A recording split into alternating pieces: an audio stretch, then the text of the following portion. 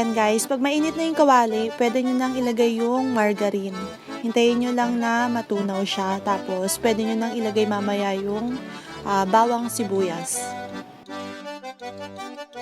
Okay guys, pag mainit na yung kawali, pwede nyo nang ilagay yung bawang sibuyas. Hintayin nyo lang na mag-brown, tapos pwede nyo nang ilagay yung kahit anong parte ng manok na gusto nyo.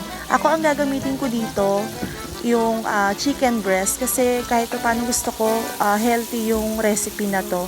Tsaka hindi rin ako gagamit guys ng hotdog Tapos ayan, pag brown na yung bawang, pwede mo nang ilagay yung chicken. Yung iba pinapakuluan nila yung chicken, pero sa akin gusto ko naigigisa ko yung manok kasama nung bawang sibuyas. Pero kanya-kanya tayo ng luto. Ganyan lang talaga yung gusto ko. Ayan guys, brown na yung chicken. Pwede na tayong magdagdag ng tubig. Gagamit ako ng 1 basong tubig para dito. Ayan, hintayin lang natin siyang kumulo.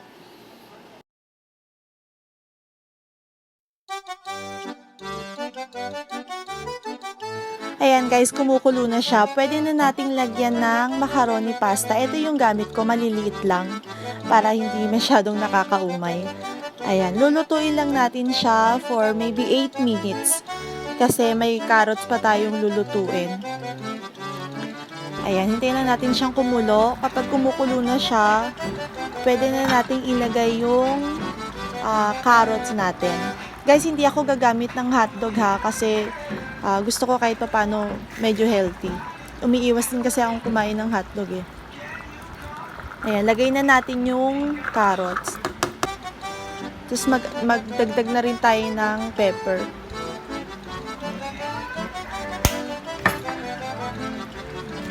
Lagyan na rin natin siya ng asin para natimplahan na rin.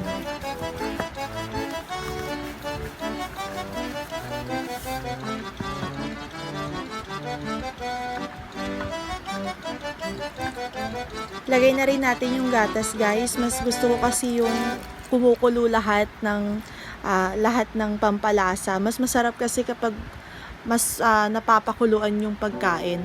Kaya sinabay-sabay ko na siya.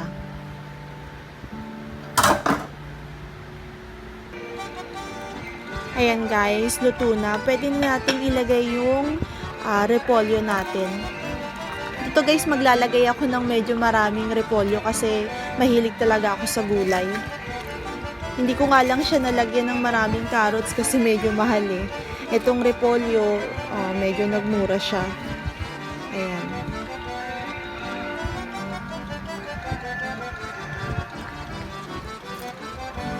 Ilubog lang natin sa tubig, tapos siguro to mga 3 minutes lang Ayan, okay na siya. Ayan guys, tapos na yung sopas natin. Macaroni soup, pero wala siyang hotdog guys Ayan.